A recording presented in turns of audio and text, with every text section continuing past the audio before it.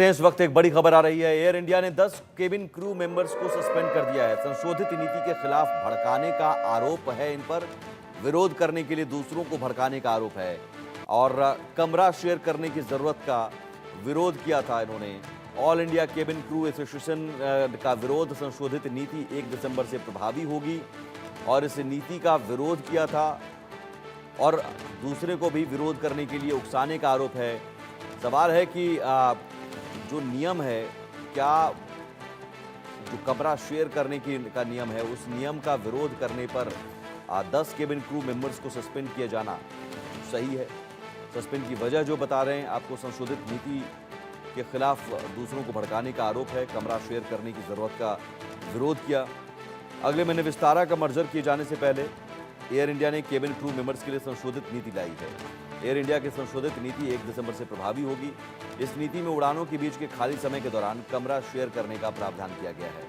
All India cabin crew association ने कमरा share करने की जरूरत का विरोध किया और इसे अवैध, कानूनी रूप से गलत और कई मोर्चों पर अमान्य करार दिया। एसोसिएशन ने इस मामले में श्रम मंत्रालय से भी हस्तक्षेप की मांग की है। All India cabin crew association ने एयर इंडिया के चीफ कैंपबेल विल्सन को भी पत्र लिखकर उनसे यथास्थिति बरकरार रखने की मांग की है।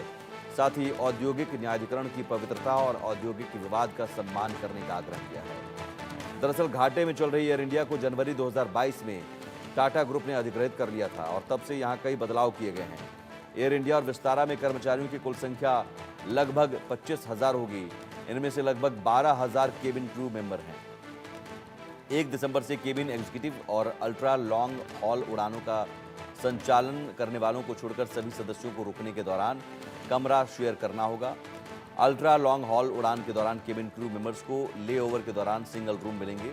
साथ ही फ्लाइट के डायवर्जन की स्थिति में अनिश्चित लेओवर के दौरान सिंगल रूम मिलेंगे। वहीं नीति जो है अल्ट्रा लॉन्ग हॉल उड़ान, ये जो उड़ान होती हैं अल्ट्रा लॉन्ग हॉल, वो आपको बता दें वो उड़ान कौन सी होती हैं।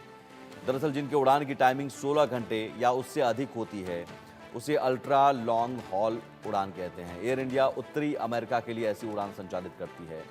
एयर इंडिया से जुड़े सूत्रों के मुताबिक 8 साल के अनुभव वाले सीनियर क्रू मेंबर्स को भी ठहराव के दौरान सिंगल रूम मिलेंगे और इसी नीति का विरोध केबिन क्रू मेंबर्स कर रहे हैं और 10 केबिन क्रू मेंबर्स को सस्पेंड इसलिए किया गया क्योंकि इन पर आरोप है कि विरोध करने के लिए इन्होंने दूसरों को भड़काया।